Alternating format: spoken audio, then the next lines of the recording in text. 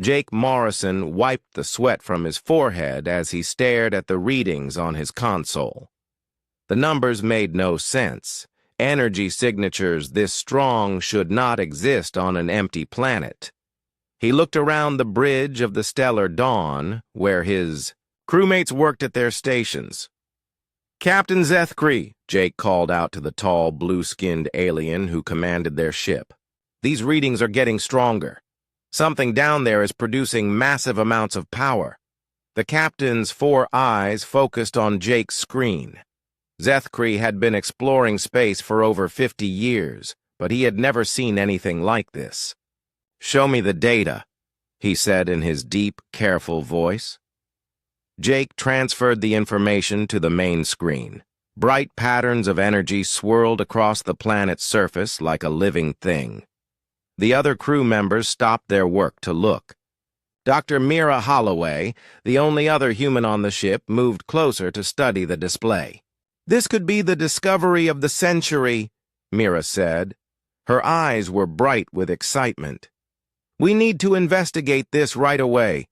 Security Chief Voxlan, a large creature covered in gray scales, shook his massive head. "Unknown energy sources. Mean danger. We should report this to headquarters and wait for a bigger ship." Navigator Elnadai agreed with soft clicks from his insect-like mouth. "The ship's safety comes first. We know nothing about this planet." Jake understood their concerns, but his curiosity was too strong. He had joined the Galactic Cooperative to make discoveries like this. "I could take a shuttle down for a quick look," he suggested. "Just a few hours to scan the source up close." Captain Zethkree considered this idea. Jake was their best pilot and communications expert. If anyone could handle a simple reconnaissance mission, it would be him. "Very well, but you must maintain constant contact. At the first sign of trouble, you return immediately."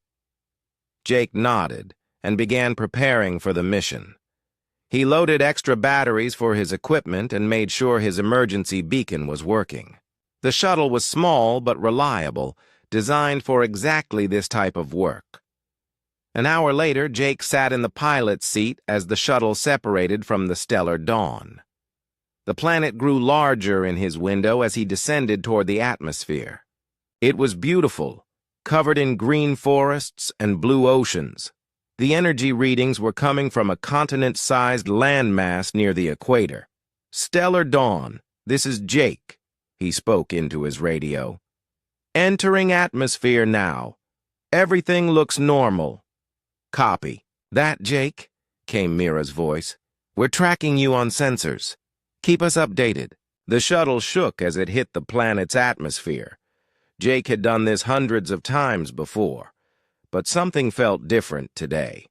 The air was thicker than expected, and strange colors danced across his instruments. "Stellar Dawn, I'm getting some unusual readings," Jake reported. "The atmosphere has a higher energy content than our scans showed."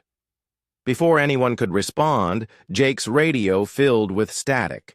He tried adjusting the frequency, but the interference was getting worse. Warning lights began flashing on his control panel. "Engine temperature rising," Jake muttered to himself. He checked his systems and found several problems developing at once. The energy field around the planet was interfering with his shuttles. Electronics. Jake tried to contact the ship again, but only static came through his speakers. He was on his own now. The shuttle began to shake more violently as he descended through the clouds. Below him, he could see a vast forest stretching. To the horizon, his engines started making strange noises. Jake realized he was in serious trouble. The shuttle was losing power, and he was still too high to land safely. He looked for a clearing in the forest where he might be able to crash land without hitting too many trees. "Come on," Jake whispered to his struggling shuttle. Just a little farther. The engines died completely when he was still 1,000 feet above the treetops. Jake switched to emergency power and tried to glide the shuttle toward a river he had spotted. If he could reach the water, he might survive the impact. The shuttle clipped the top branches of tall trees as it fell. Jake held tight to his controls and tried to keep the nose up. Branches scraped against the hull with loud, screeching sounds. The front window cracked as a thick branch smashed into it. Jake's shuttle hit the ground hard near the riverbank. The impact threw him forward against his safety harness. Pain shot through his shoulder and ribs. Smoke began filling the cockpit from damaged circuits. He unbuckled himself and stumbled out of the wrecked shuttle. His legs were shaky, but he could walk. Jake looked back at his ship and saw that it was badly damaged. The communication equipment was completely destroyed, and the engines were beyond repair. Jake activated his emergency beacon, but the device showed no signal. The planet's energy field was blocking everything electronic. He was truly alone. The forest around him was quiet, except for the sound of wind in the trees. Jake had never seen plants like these before. They were huge, with leaves the size of dinner plates and bark that seemed to glow with a faint blue light. Jake gathered what supplies he could from the shuttle. He had food for a few days, a basic medical kit, and some tools. His training had taught him to stay calm in emergencies. The first rule was to find shelter and wait for rescue. He walked away from the crash site to avoid any fires that might start from the damaged shuttle. The air smelled sweet, like flowers and fresh rain. Strange bird-like creatures called to each other from the treetops, but Jake never saw them clearly. As the sun began to set, Jake found a small cave in a rocky hillside. It was dry and protected from the wind. He set up his equipment and tried, once more, to contact the stellar dawn. The radio produced only silence. Jake looked up at the darkening sky and wondered if his crewmates would find him. The planet was huge, and they had no way to track him without his beacon. He might be stranded here for a long time. But Jake Morrison was not the type of person to give up easily. He had survived worse situations during his military service. Tomorrow he would start working on a way to signal the ship. Tonight he would rest and plan his next moves. Above him, stars began to appear in the alien sky. Somewhere up there, his friends were looking for him. Jake hoped they would not give up too quickly. Dr. Mira Holloway stared at the empty space where Jake's signal had disappeared from their screens. She had been monitoring his descent when all contact was lost. Now, 12 hours later, there was still nothing.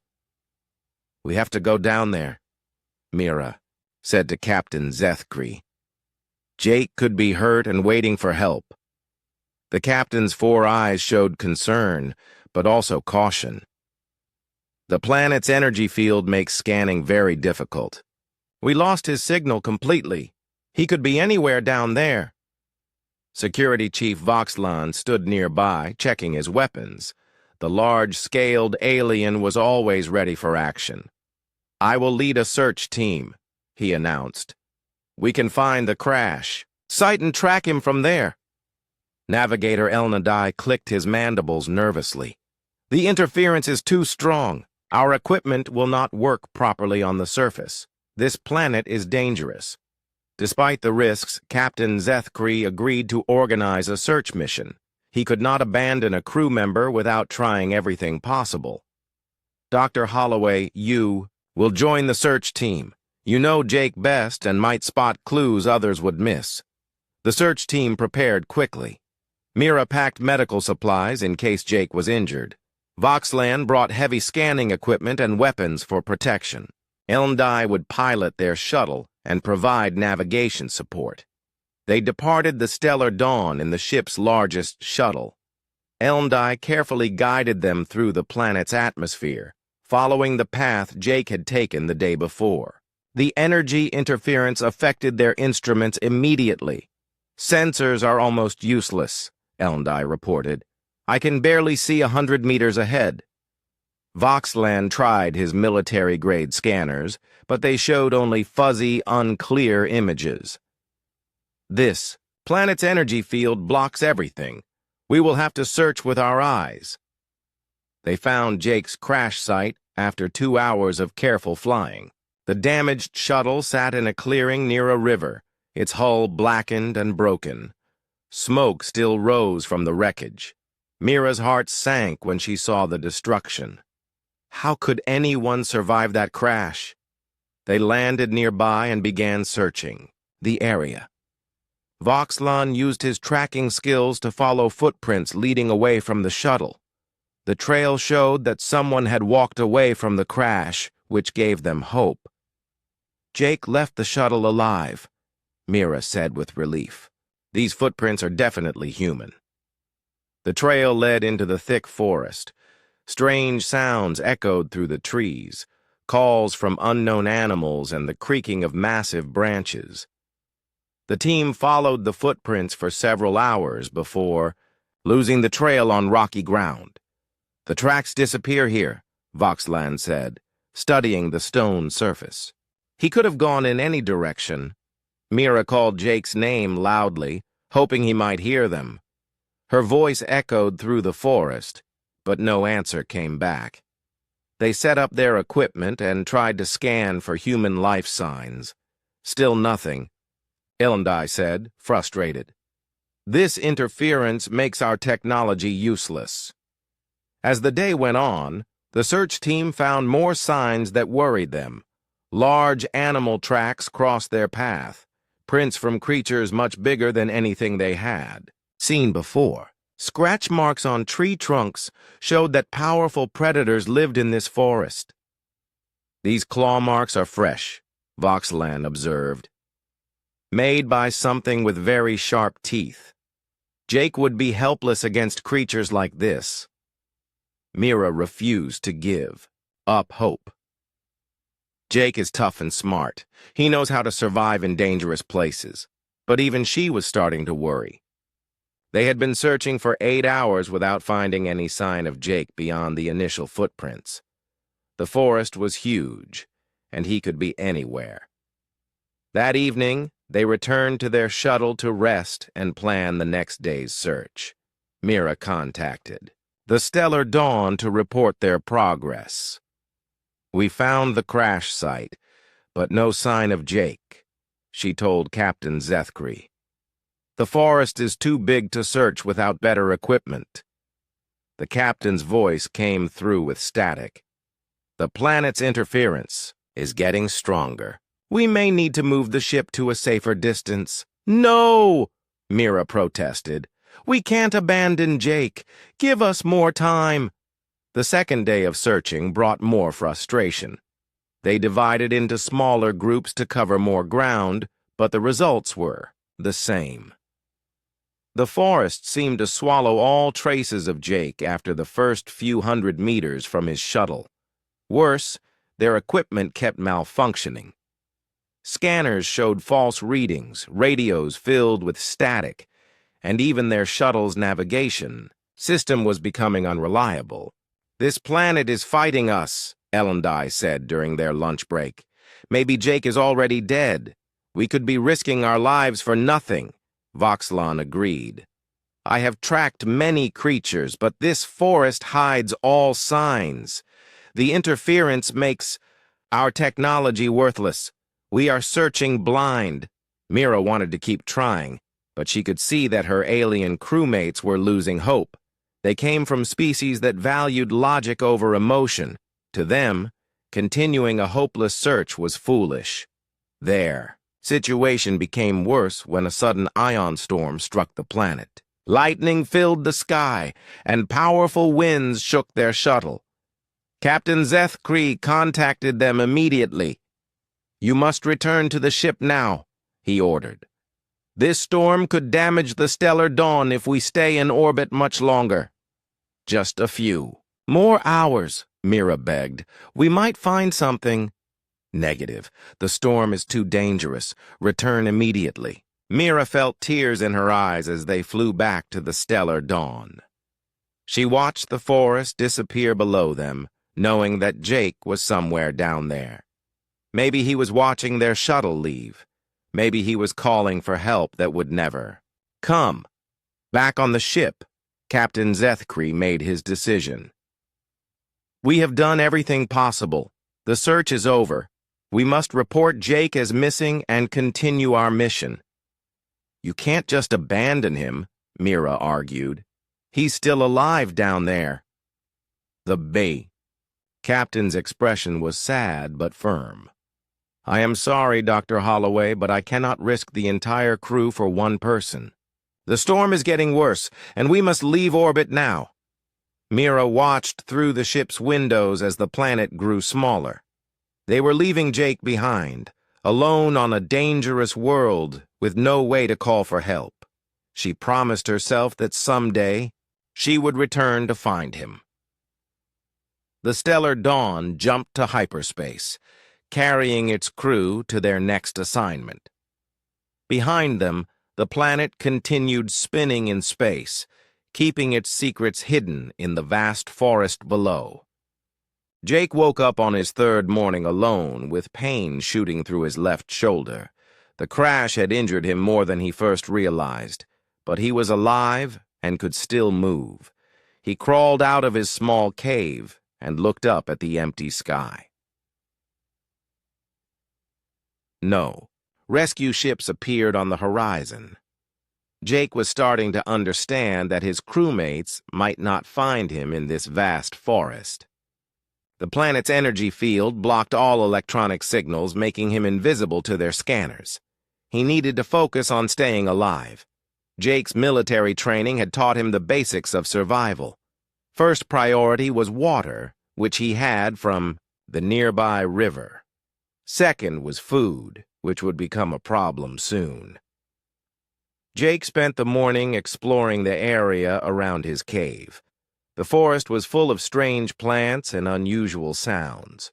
Some of the fruits looked safe to eat, but he knew better than to try unknown food without testing it first. He found some nuts that reminded him of almonds and tested them carefully. A small taste on his tongue, then a small bite, waiting to see if his body reacted badly. When nothing happened after an hour, he ate a few more. The river provided fresh water and small fish that he could catch with his hands. Jake made a simple spear from a straight branch and his knife. After several tries, he managed to catch enough fish for a meal. Building a fire was harder than expected. The wood was damp from recent rain, and his lighter was running low on fuel. Jake gathered dry bark and twigs from inside hollow logs. After much effort, he got a small fire started. As he cooked his fish, Jake heard something moving in the forest nearby. He grabbed his spear and listened carefully. The sound came closer, footsteps that were definitely not from any animal he knew. Jake stood very still and watched the trees. For a moment, he saw nothing. Then a figure moved between two large trunks. It looked like a person, but not quite human. The shape was tall and thin, with skin that seemed to change color like the forest around it. The figure stopped and stared at Jake. He could barely see it even when he knew where to look. Its skin shifted from green to brown to match the background perfectly. Jake raised his hand slowly in a peaceful gesture. The figure disappeared immediately, blending into the forest so completely that Jake wondered if he had imagined it. But he knew he had seen someone watching him. He was not alone on this planet. Jake finished his meal and went back to his cave. He spent the rest of the day working on his equipment, trying to repair something that might send a signal. But without proper tools, there was little he could do. That night, Jake heard sounds around his cave. Quiet footsteps circled his position, always staying just out of sight.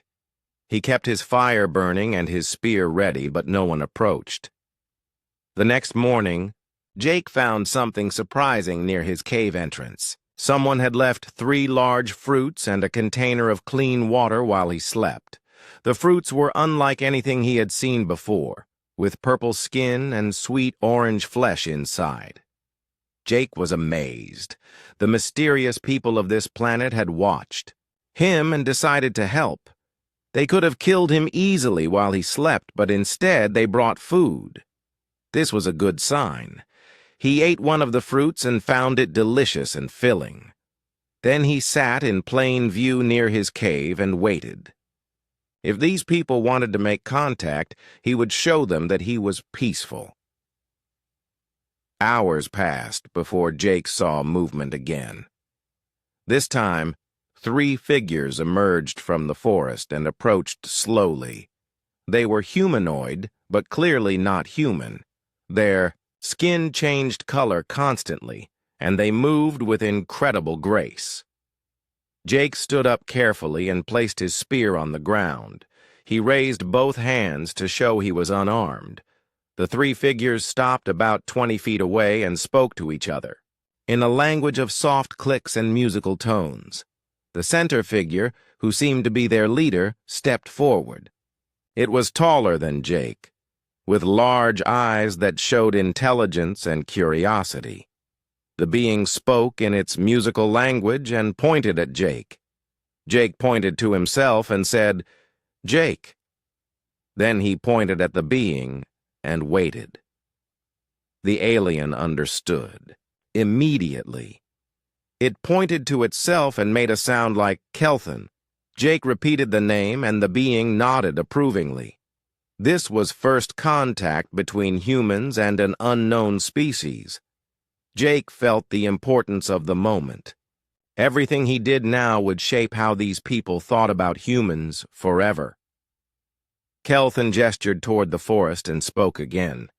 Jake didn't understand the words, but the meaning seemed clear. They wanted him to come with them. Jake thought about this carefully. Going with the aliens could be dangerous, but staying alone in the forest was also risky. These people had already shown kindness by bringing food. He decided to trust them. Jake gathered his few belongings and followed Kelthan and the others into the forest. They moved through the trees with amazing skill, never making a sound.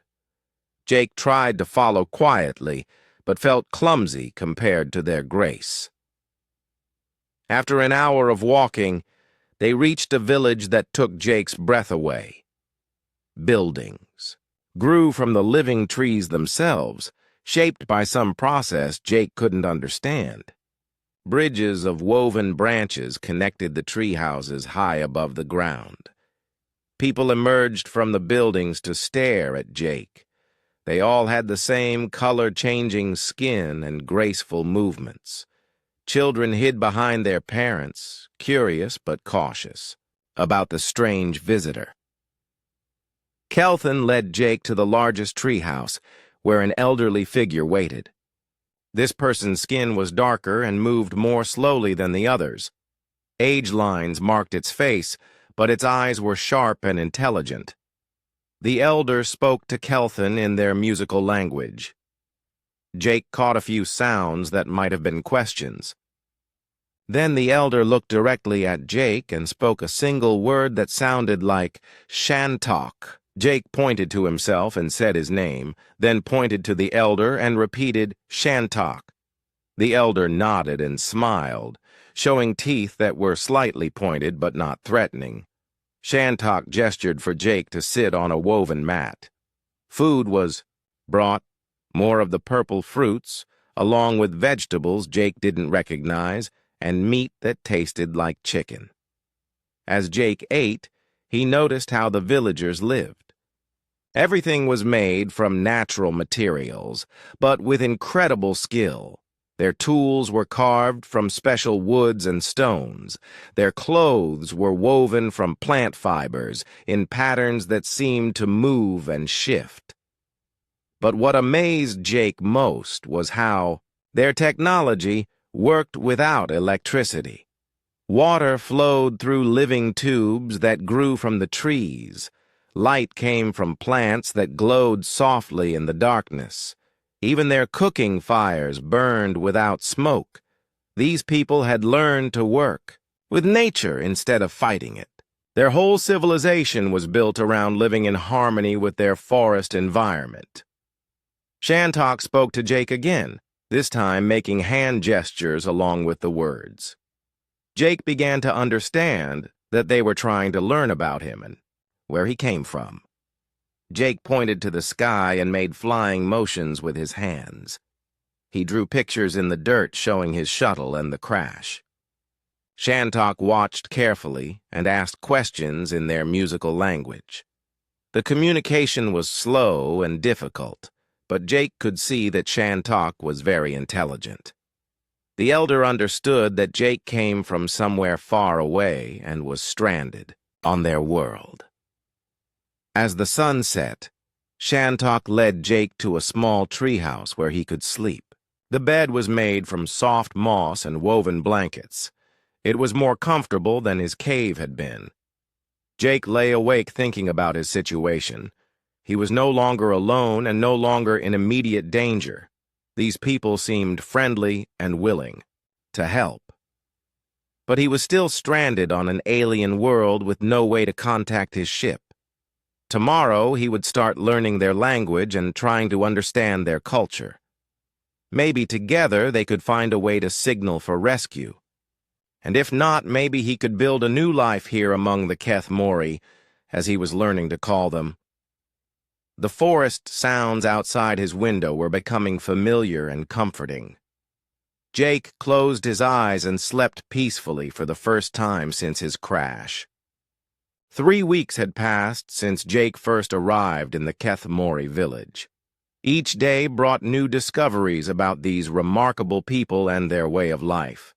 Jake was learning their language quickly, helped by Shantok's patient teaching and the natural curiosity of the villagers. Water flows. Wrong, Jake said in the Keth Mori language, pointing to a broken irrigation system that fed the village gardens.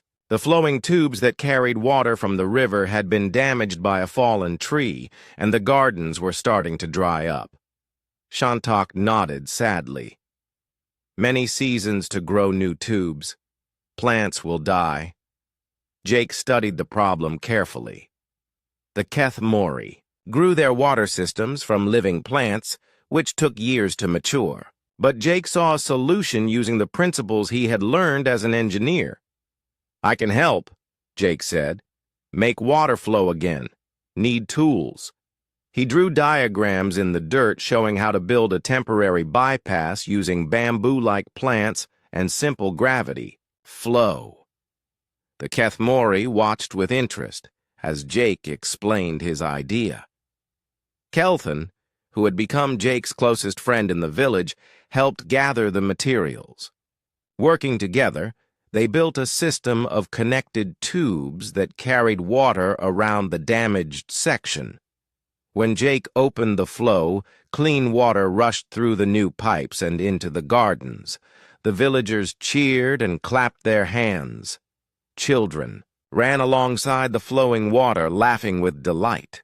You understand the flow, Shantok said with approval. This is wisdom we did not expect from sky people. Jake was confused by this comment. Sky people? Shantok's expression became serious.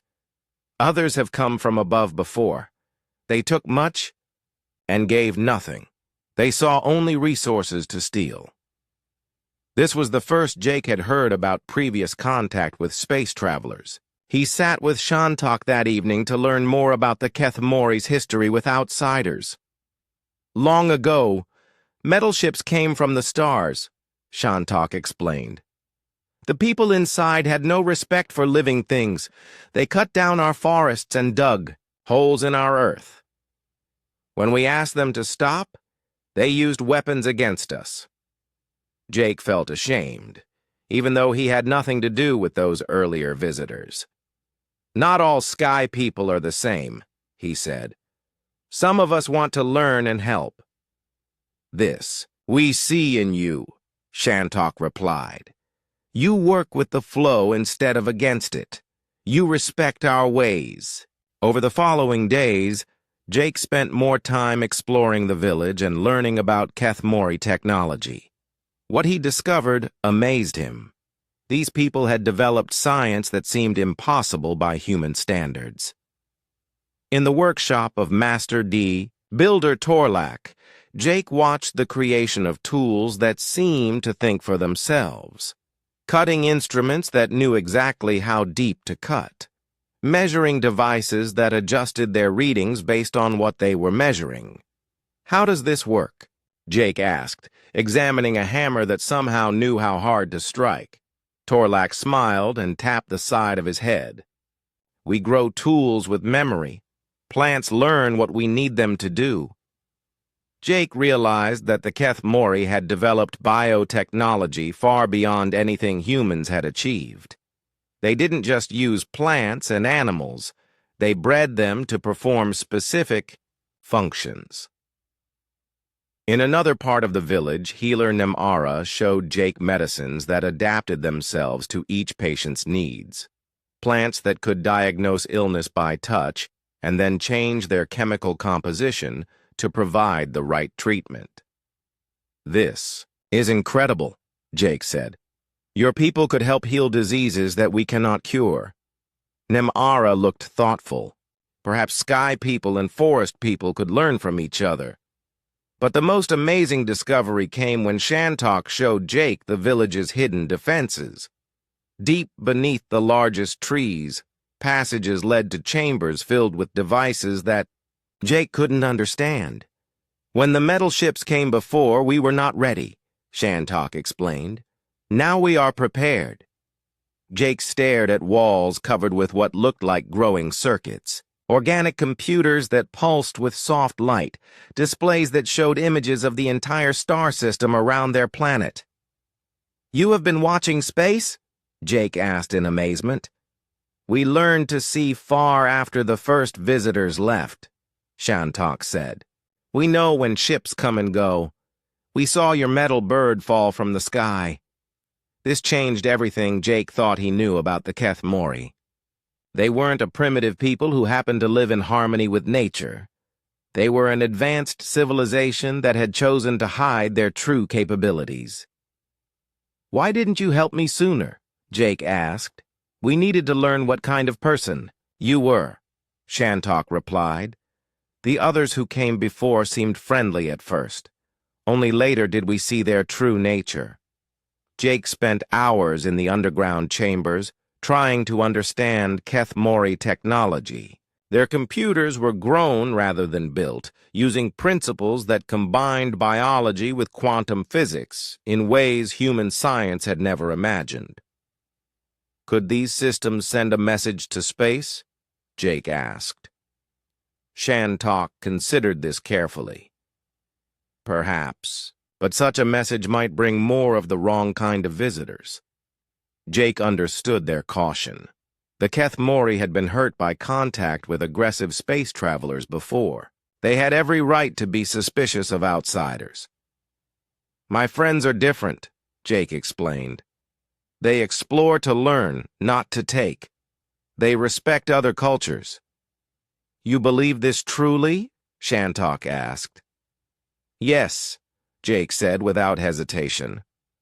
Dr. Holloway would be fascinated by your healing plants. Captain Zethkri leads with wisdom, not force. They came to this system to study, not to conquer. Shantok was quiet for a long time. Finally, he spoke. There is something you should know. The metal ships that hurt us before, they are coming. Back! Jake's blood went cold. When? Our watchers see them at the edge of the star system. They move slowly, testing each world they find. They will reach us soon. Jake realized that his personal situation had become much larger. This wasn't just about rescuing one stranded human anymore. An entire civilization was in danger from aggressive space travelers. "What will you do?" Jake asked. "We will hide and defend," Shantok said, "as we did before." But Jake saw another possibility. "What if we work together? Your people's knowledge combined with my people's technology. We could build defenses that would protect everyone." Shantok looked interested but cautious. "This would require much trust." "Trust has to start somewhere," Jake replied. "I trusted you when I followed Kelthan into the forest. You trusted me when you brought me to your village." That night, Jake lay in his treehouse thinking about the future. He had found much more than survival among the Kethmori. He had discovered a civilization that could change how humans understood science and technology. But time was running out. Hostile forces were approaching, and both his people and the Kethmori were in danger. Jake needed to find a way to contact the Galactic Cooperative and bring help before it was too late. The next morning, Jake approached Shantok with a proposal. "Help me send a message to my ship. In return, I will help you prepare for the coming threat. Together, we might save both our peoples." Shantok studied Jake's face for a long moment. "You would risk bringing more sky people here?" "I would risk everything to protect people I care about," Jake replied. "And I care about the Kethmori now." The elder's expression softened. "Then we will try, young friend. But know that once this path is chosen, there will be no turning back." Jake nodded, understanding the weight of what they were about to do. The decision they made in the next few days could determine the fate of two civilizations. Jake was working with Torlak on combining human electronics with Kethmori biotechnology when the alarm came. It wasn't a sound like human alarms, but rather a change in the forest itself. The glowing plants dimmed, and the musical calls of birds stopped suddenly. Shantok appeared at the workshop entrance, his face grave. "The Watchers bring urgent news. Come quickly." They hurried through the village to the central meeting place, where worried Kethmori had gathered. An exhausted scout named Vexhai stood in the center, still breathing hard from a long journey. "Speak," Shantok commanded. "The metal ships have entered our system," Vexhai reported. "Not the peaceful kind. These are the destroyers from before. They scan each world and take what they want." Jake felt his stomach drop. "How many ships?" 12 large vessels and many smaller ones," the scout replied. "They move like hunters, surrounding each planet they study." Shantok translated for Jake, though he was beginning to understand more of the Kethmori language each day. The news was worse than they had feared. This wasn't a small raiding party, but a full invasion fleet. "Tell me about these destroyers," Jake said to Shantok. "What happened when they came before?" The elder's skin darkened with memory. "They called themselves the Dominar Empire. They came with promises of trade and friendship. But once they learned about our world, they showed their true nature." Jake listened as Shantok described the previous encounter. The Dominars were a militaristic species that expanded by conquering other worlds. They stripped planets of resources and enslaved populations to work in their factories and mines. "They are clever hunters," Shantok explained. "First, they study a world from space. Then they send small groups to learn about the people and their defenses. Only when they are ready do they attack with full force." Jake realized the terrible situation they faced. The Kethmori were advanced in biotechnology, but they had chosen to live in harmony with nature rather than build weapons of war. They could hide, but they couldn't fight a space fleet.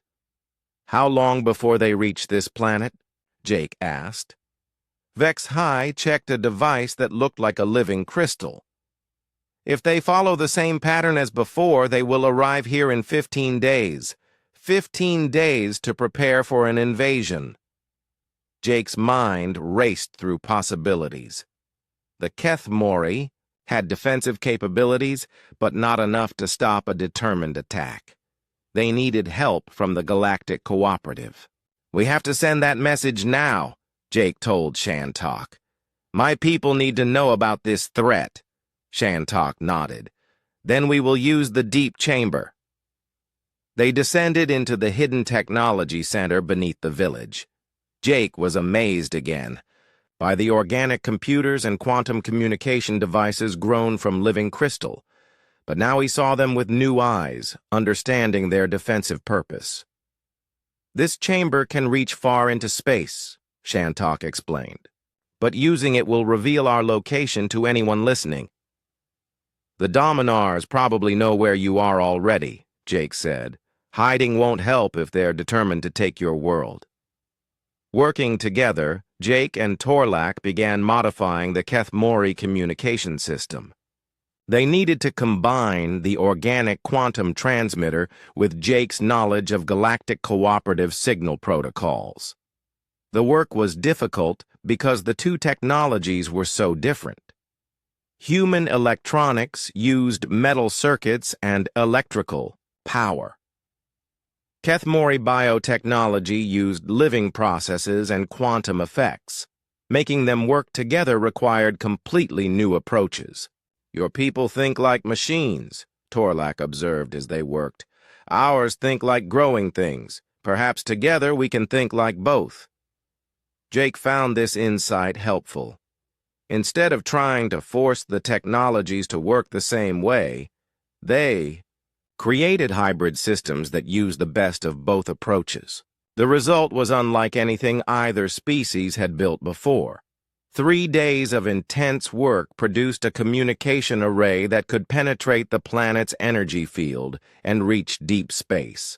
The organic quantum components provided the power and range, while Jake's human knowledge gave it the ability to contact cooperative ships. "Testing the connection," Jake announced as he activated the hybrid transmitter. The device hummed with power, its living circuits glowing brighter as quantum effects took hold. Jake felt amazed as the signal reached out across space, carrying his voice farther than any human technology could achieve alone. "This is Jake Morrison of the research vessel Stellar Dawn," he broadcast. "Emergency message for the Galactic Cooperative. Hostile forces approaching. Need immediate assistance." They waited for hours, but no response came. The signal was traveling across vast distances, and it might be days before anyone received it. While they waited, more scouts returned with disturbing news. The Dominar fleet was moving faster than expected, scanning planets with ruthless efficiency. They had already detected several inhabited worlds and were beginning their standard conquest procedures. "They enslaved the population first," Vexahai reported. "Then they strip the planet of everything valuable. When they finish, nothing lives there anymore." Jake learned more about Dominar tactics from the scouts' reports. They used overwhelming force to destroy any resistance quickly. Their technology was focused on war and exploitation rather than exploration or cooperation.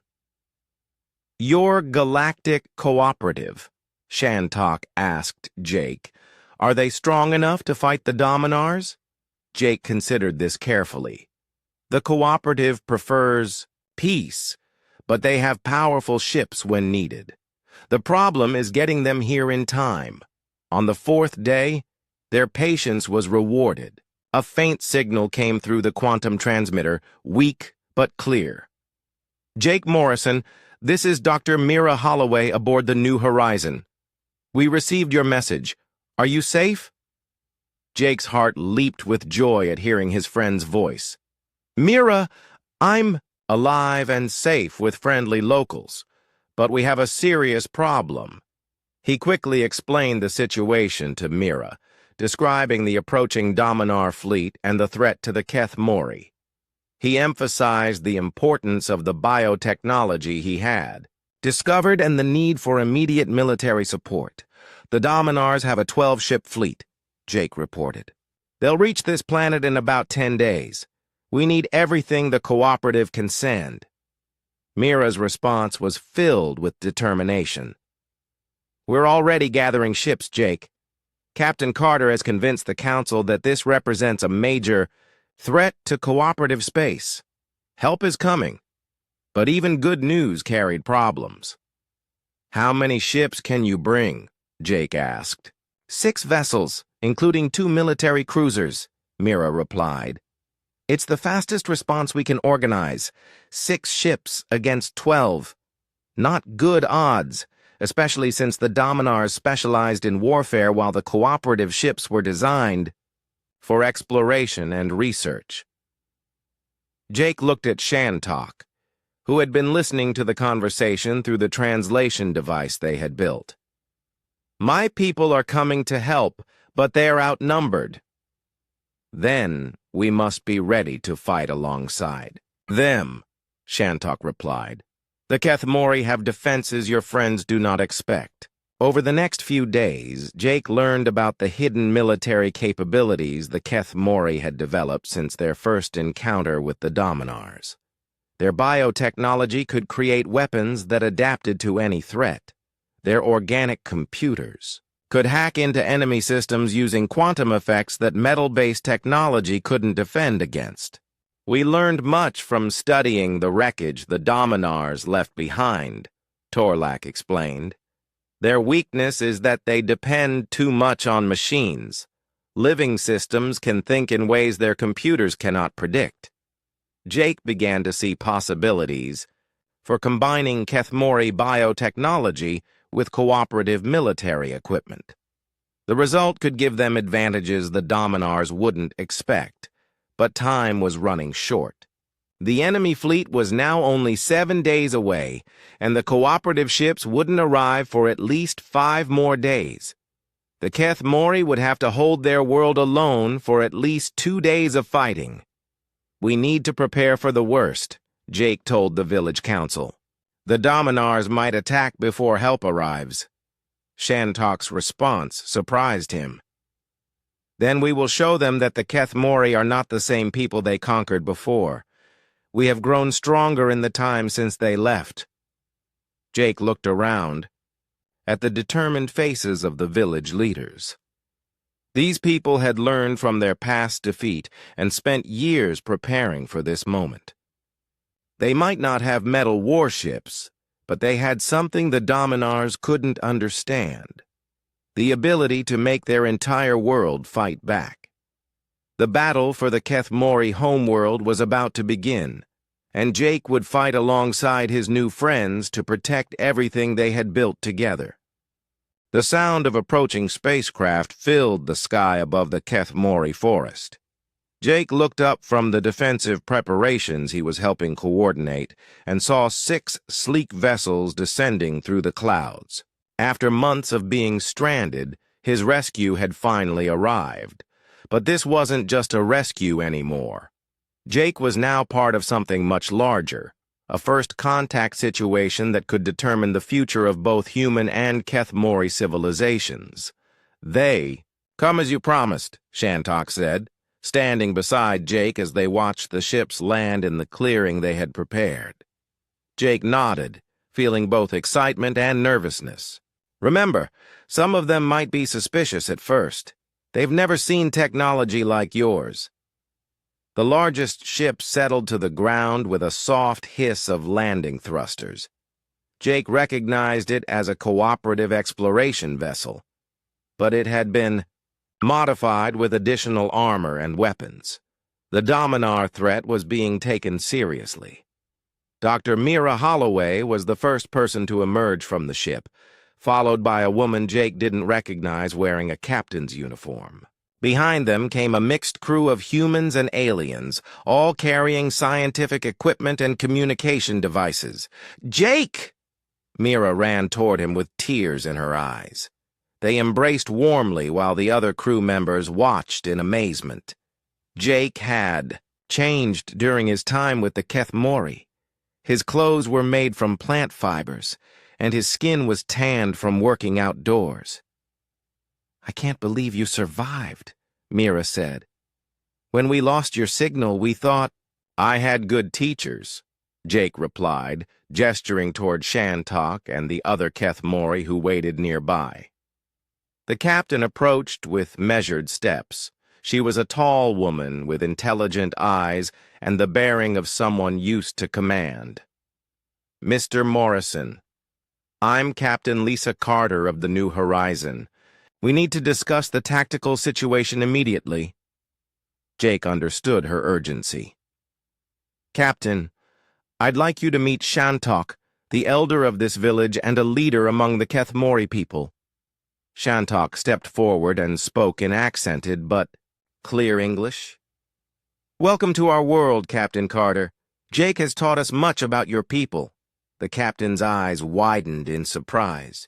She had expected to find Jake living among primitive aliens, not speaking with a representative of an advanced civilization. "Elder Shantok," she said carefully. "Jake's message mentioned a threat to this system. We've brought military support to assist you." "This assistance is most welcome," Shantok replied. "But first, you should understand what you are truly defending." Over the next few hours, Jake served as translator and cultural guide as the cooperative crew toured the Kethmori village. Their reactions ranged from amazement to disbelief as they saw biotechnology that surpassed anything in human science. Dr. Holloway was fascinated by the medical facilities. "These plants can diagnose and treat diseases automatically," she said in wonder. "This could revolutionize healthcare throughout the galaxy." Captain Carter was more interested in the defensive capabilities. When Shantok showed her the hidden weapon systems, her expression became very serious. "These organic computers can hack into metal-based systems?" she asked. "Jake has helped us understand your enemy's technology," Shantok explained. "The Dominars use predictable patterns. Living systems can adapt faster than their machines can respond." The revelation that the Kethmori had been monitoring space traffic for years surprised everyone. Their organic sensors had been tracking the Dominar fleet's approach and could provide detailed intelligence about enemy capabilities. 12 heavy cruisers, 48 fighters, and 6 troop transports, reported Kethmori observer Linka. "They will arrive in 3 days." "Captain," Carter looked grim. 6 ships against 12. We need every advantage we can get." Jake had been thinking about this problem for days. What if we combine our technologies? Kethmori biotechnology with cooperative military systems? The idea intrigued both sides, but there were practical problems. The technologies were so different that integration seemed impossible in the time they had available. "Living circuits and metal circuits don't work the same way," explained Torlak, "like trying to teach a tree to swim." But Jake had learned much about both systems during his time with the Kethmori. "We don't need to make them the same. We need to make them work together." Working around the clock, mixed teams of humans, aliens, and Kethmori began developing hybrid technologies. The results exceeded everyone's expectations. Kethmori organic sensors could detect cloaked ships that metal sensors missed. Human shield generators could be enhanced with adaptive biological components that adjusted to different types of attacks. Weapon systems could be given living targeting computers that learned from each shot fired. "This is incredible," said Commander Torres, Captain Carter's chief engineer. "These modifications could change how we build ships forever." But the most important development was in communication technology. The hybrid quantum transmitters could coordinate all the defending forces in real time, sharing information faster than any traditional network. With this system, every ship becomes part of a single fighting organism, Shantok explained. The Dominars fight as separate units. We will fight as one. Dr. Holloway spent her time documenting Kethmori biotechnology and establishing formal, diplomatic protocols. This first contact would be remembered throughout galactic history, and she wanted to ensure it was handled properly. We're not just gaining an ally, she told Jake. We're discovering an entirely new approach to science and technology. Jake was proud of how well the two peoples were working together. Initial suspicions had quickly given way to mutual respect and cooperation. The Kethmori appreciated the cooperative's peaceful intentions, while the humans were amazed by Kethmori achievements. Captain Carter called a strategy meeting on the second day after their arrival. Representatives from all 6 cooperative ships gathered with Kethmori leaders to plan their defense. The enemy will expect us to fight in space, Captain Carter began. Standard tactics would be to meet them at the edge of the system. That would be a mistake, Shantok said. The Dominars are strongest in open space, but this world can fight back in ways they do not expect. Jake helped explain the planetary defense concept. Instead of meeting the enemy in space, they would draw them down to the planet's surface where Kethmori biotechnology could be most effective. The entire forest is a weapon system, Jake said. Plants that can jam communications, trees that can shoot down aircraft, underground networks that can coordinate attacks across continents. The cooperative officers looked skeptical until they saw demonstrations. A single Kethmori operator could command thousands of defensive plants simultaneously. Enemy ships that landed would find themselves trapped in a forest that fought back with intelligence and coordination. But what about orbital bombardment? Asked Commander Torres. They could destroy the forest from space. Not if their ships are too busy fighting each other, Shantok replied with a smile. The Kethmori revealed their most secret capability, the ability to hack into enemy computer systems using quantum effects that metal-based defenses couldn't stop. Once they accessed a ship's computers, they could turn its weapons against other enemy vessels. This is psychological warfare at its finest, Captain Carter realized. They'll be so busy fighting their own ships, they won't be able to coordinate an effective bombardment. The final plan was ambitious and risky. The cooperative ships would engage the Dominar fleet in space, using hit-and-run tactics to draw them toward the planet. Once the enemy ships were close enough, Kethmori hackers would begin taking control of their systems. Any ships that managed to land would face the full defensive power of a living world that had been preparing for this moment for years. This could work, Captain Carter said. But we need perfect coordination between all our forces. We will fight as one people, Shantok promised. Human, Kethmori, and all your cooperative allies together.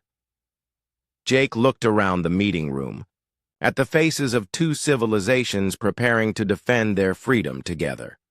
6 months ago, he had been a stranded human hoping for rescue. Now he was helping coordinate the defense of 2 worlds and the birth of an alliance that could change the galaxy. Tomorrow, the Dominar fleet would arrive.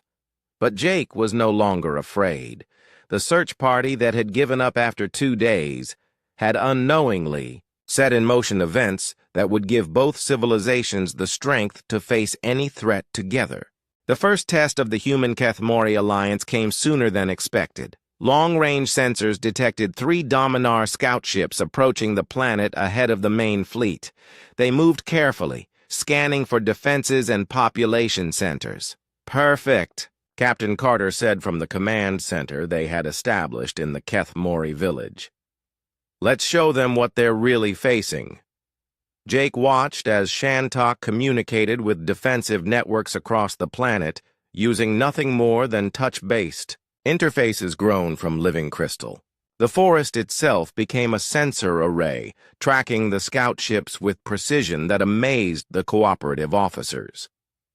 Target acquired, reported Linka from her organic monitoring station. 3 ships, standard Dominar reconnaissance configuration.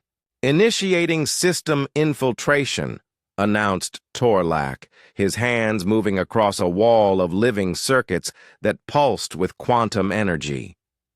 Jake had seen this demonstrated before, but it still seemed impossible. The Kethmori quantum hackers could penetrate electronic systems across vast distances, using biological computers that thought in ways metal-based defenses couldn't predict. Contact established with lead scout ship, Torlak reported.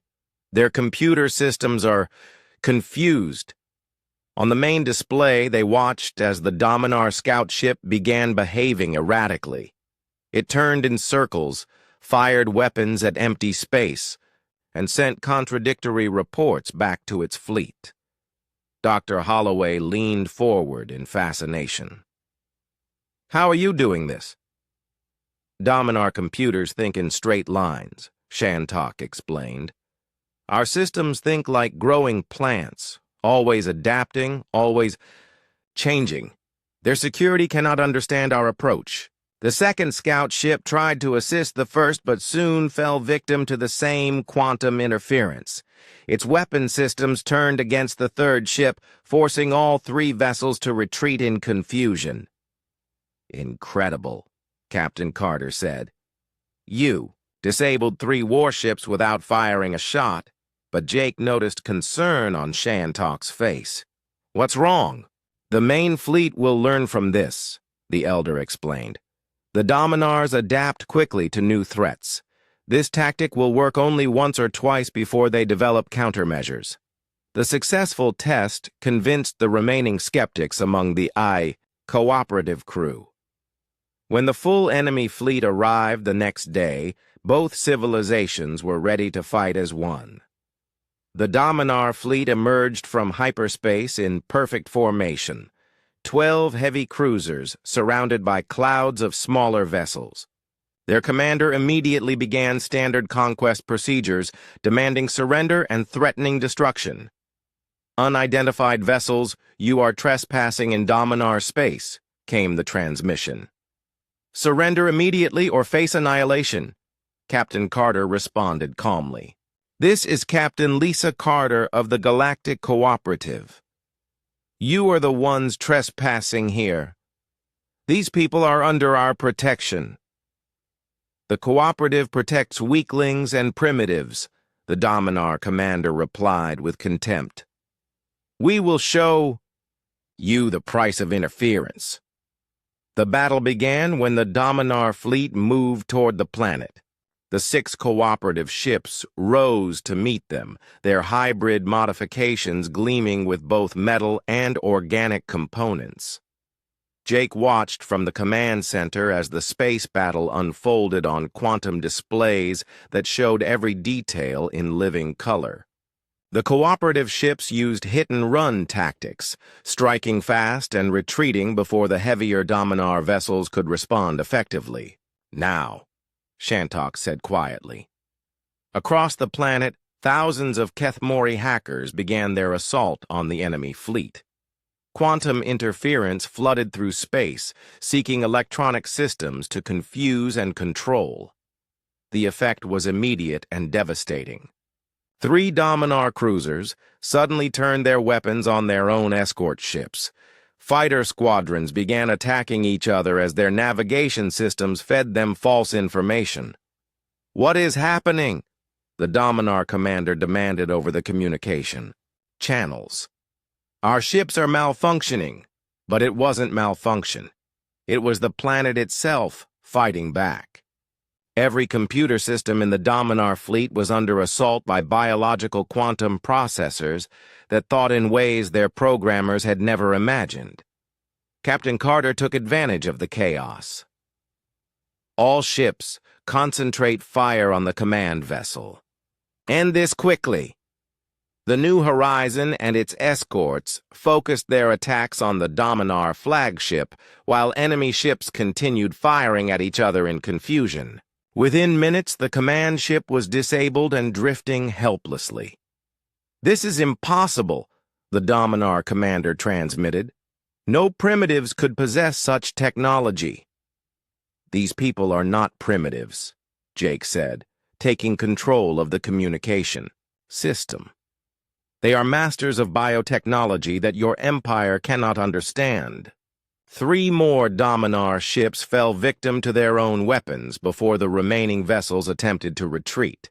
But the Kethmori hackers had anticipated this, sealing jump drives and navigation systems with quantum locks. "You cannot escape," Shantok's voice reached every ship in the enemy fleet.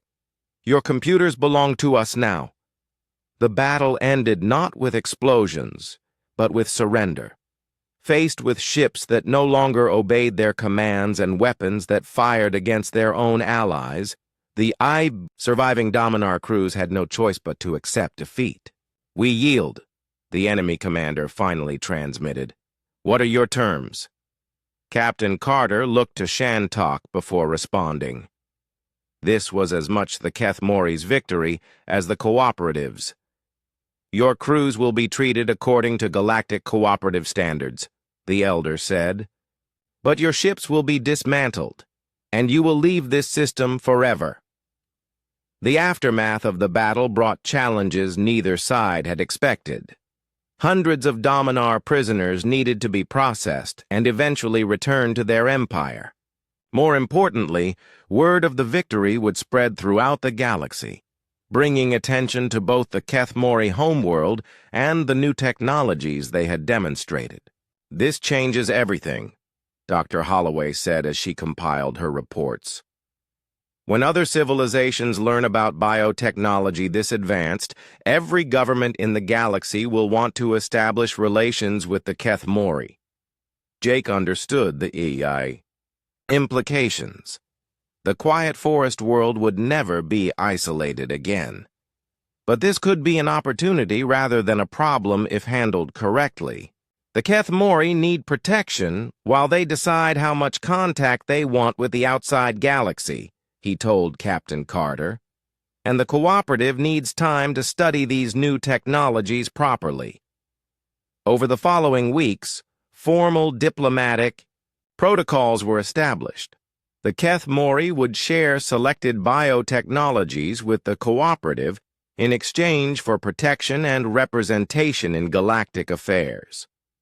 Jake found himself appointed as the first human ambassador to the Kethmori homeworld. His unique understanding of both cultures made him the ideal person to facilitate cooperation between the two civilizations. "You have given us great gifts," Shantok told him during the appointment ceremony. "Knowledge of the greater galaxy, warning of the Dominar threat, and most importantly, proof that not all sky people come as conquerors." The Kethmori had given Jake even greater gifts in return. They had saved his life, taught him their wisdom, and shown him that cooperation between different species could create possibilities that neither could achieve alone. Dr. Holloway spent months studying Kethmori biotechnology, learning principles that would revolutionize human science. The living computers, adaptive medicines, and quantum biological systems opened new fields of research that would take decades to fully explore. "We're not just documenting their technology," she explained to Jake. "We're learning to think in completely new ways about the relationship between life and science." The hybrid technologies developed during the crisis proved even more valuable than expected. Ships equipped with bio-hull healing systems could repair damage automatically. Communication networks that combined organic and electronic components could function even under the most severe interference. Every cooperative vessel will eventually use these modifications, Captain Carter predicted. The strategic advantages are too significant to ignore, but perhaps the most important result was the proof that peaceful cooperation could succeed where conquest failed. The Dominar Empire had been defeated not through superior firepower, but through the alliance of two very different civilizations, working together. "Word of this victory will spread," Shantok observed. "Other threatened worlds will know that cooperation offers strength that conquest cannot match." Jake looked out over the forest village where he had first learned to trust alien wisdom. The search party that had abandoned him here had unknowingly created the conditions for one of the most significant alliances in galactic history. Tomorrow would bring new challenges as both civilizations learned to work together on a larger scale. But Jake was confident they could face anything the galaxy might offer, because they would face it together. 6 months after the Dominar defeat, Jake Morrison stood in the newly constructed Embassy of Worlds, a building that perfectly represented the cooperation between human and Keth-Mori civilizations. Half of the structure was made from traditional, cooperative materials, metal, glass, and advanced composites. The other half grew from living trees that had been shaped by Keth-Mori biotechnology into rooms, corridors, and meeting spaces. "The Galactic Council has approved the treaty," Dr. Holloway announced as she entered Jake's office with a datapad in her hands. "The Keth-Mori homeworld is now officially recognized as a sovereign member of the Galactic Cooperative." Jake smiled as he looked over the formal documents. The process had taken months of careful negotiation, but the result was everything they had hoped for. The Keth-Mori would maintain their independence while sharing selected technologies with other cooperative worlds. "Shantok will be pleased," Jake said. "How did the Council react to the biotechnology demonstrations?" "Complete amazement," Mira replied. "When the Keth-Mori representatives healed that terminal cancer patient in front of the entire assembly, half the council delegates started crying. The medical applications alone will save millions of lives." The success of the alliance had exceeded everyone's expectations. Keth-Mori biotechnology was revolutionizing fields from medicine to space travel, while human knowledge of the wider galaxy was helping the forest people prepare for their new role in interstellar affairs. Jake's own role had evolved far beyond simple ambassador. He now served as Director of Interspecies Relations, coordinating between dozens of different civilizations that wanted to establish contact with the Keth-Mori. "We have 17 new requests for cultural exchanges this week," reported his assistant, a young Keth-Mori named Veltan, who had learned human languages with remarkable speed. "The Andromedan scientists want to study our quantum computers, and the Rigel colonies are asking about agricultural biotechnology." "Schedule them carefully," Jake advised. "We don't want to overwhelm anyone with too much contact too quickly. The challenge of managing first contact with multiple civilizations had tested both human and Keth-Mori diplomatic skills. Some species approached with genuine curiosity and respect. Others came with demands for immediate access to advanced technologies. "The Tau Ceti delegation is becoming insistent," Veltan mentioned. "They claim they have a right to biotechnology because their people are dying from a plague." Jake sighed. This was a common problem. Many civilizations faced serious crises and saw Keth-Mori biotechnology as their salvation. While the forest people wanted to help, they also needed to protect themselves from being overwhelmed by desperate requests. "Tell them we're still developing safe protocols for sharing medical technology," Jake said. "The Keth-Mori won't release anything that might cause more harm than good." This was true. The living medicines that worked perfectly for Keth-Mori biology could have unexpected effects on other species. Every treatment had to be carefully modified and tested before it could be shared safely. Jake walked through the embassy to the cultural center, where representatives from various species were learning about Keth Mori society. The room itself was a marvel. Living walls that displayed information directly through bioluminescent patterns, furniture that adjusted automatically to accommodate different body types, and air that smelled like a spring garden. Captain Carter was there with a group of military officers studying defensive biotechnology that could protect cooperative worlds from future Dominar attacks. "The organic shield generators are working better than expected," she reported to Jake. "They adapt to different weapon types automatically, and they can repair themselves during battle." "Any problems with integration?" Jake asked. "Some initial resistance from traditionalists who don't trust living technology," Carter admitted. "But once they see the performance improvements, most crews become enthusiastic supporters." The military applications of Keth Mori biotechnology were proving as valuable as the medical ones. Ships equipped with biohulls could heal damage that would normally require months in a shipyard. Weapon systems that learned from each engagement became more effective over time. But Jake was most proud of the peaceful applications. In the agricultural section of the embassy, representatives from farming worlds were learning how Keth Mori techniques could restore damaged ecosystems and increase crop yields without harmful chemicals. "The soil improvement process is incredible," explained botanist Dr. Sarah Kim from the Centauri colonies. "Planets that have been strip-mined can be made fertile again in just a few years." This technology was especially important for worlds that had been damaged by Dominar mining operations. The forest people's ability to heal entire ecosystems offered hope to civilizations that had given up on restoring their homeworlds. Shan Tak found Jake in the embassy garden, where plants from dozens of different worlds grew together in harmony. The elder moved more slowly now, but remained sharp and wise. "The young people adapt to these changes better than I expected," Shan Tak observed, watching Keth Mori youth working alongside humans and other species.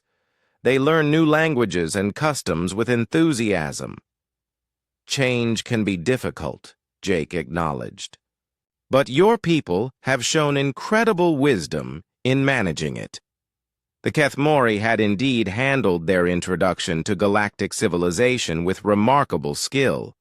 They shared their knowledge generously while maintaining their cultural identity and values. They welcomed visitors while protecting their most sacred places from contamination or exploitation. "We learned from watching you," Shan Tak said with a smile.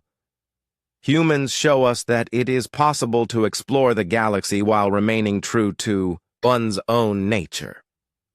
That afternoon, Jake received a message that made him particularly happy. The Stellar Dawn, his original ship, was requesting permission to visit the Keth Mori homeworld. Captain Zethkree wanted to see what had become of the crew member they had been forced to abandon. "Tell them they're welcome any time," Jake told Veltan. "And make sure we have a proper celebration planned." 3 days later, Jake stood in the same clearing where he had first crashed, now expanded into a proper spaceport. The Stellar Dawn settled onto the landing pad with the same gentle precision he remembered from their exploration missions. Captain Zethkree emerged first, followed by Security Chief Voxlan and Navigator Elendai. Dr. Holloway had arranged to be present for the reunion, bringing several other cooperative officials who wanted to witness the historic moment. "Jake Morrison," Captain Zethkree said formally, then broke into a smile. "You have surprised us all." "I had good teachers," Jake replied, gesturing toward Shan Tak and the other Keth Mori who had gathered to welcome the visitors. Voxlan looked around at the advanced spaceport with its blend of technology and living systems.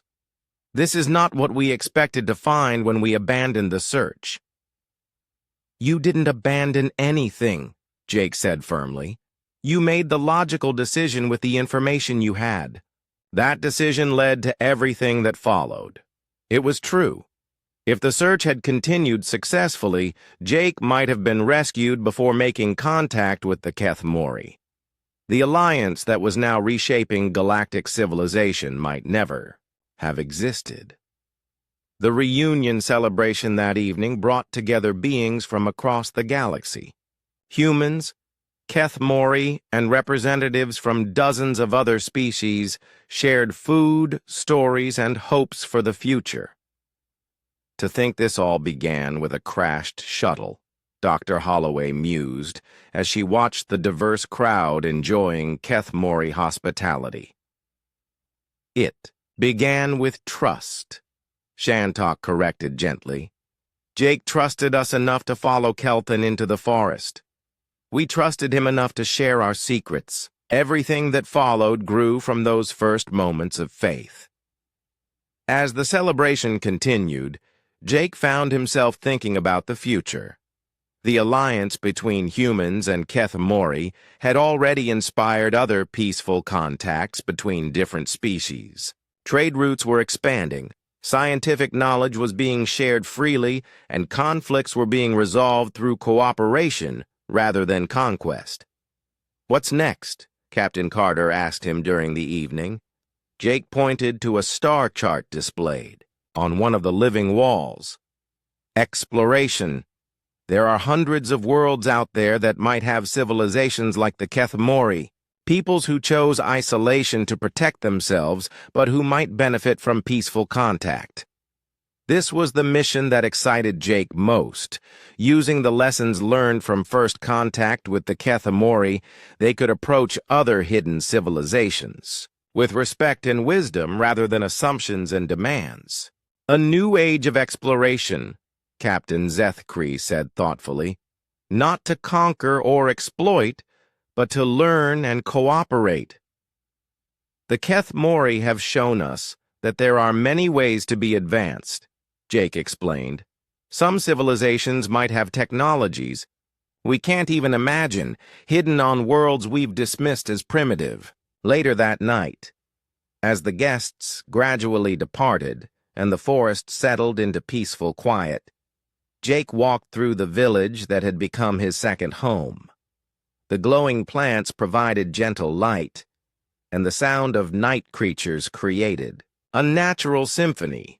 Shantok joined him near the river where Jake had first learned to catch fish with his bare hands. "Do you ever regret that your friends did not find you sooner?" the elder asked. Jake considered the question seriously. His life had taken a completely different path because of that failed search. Instead of contin,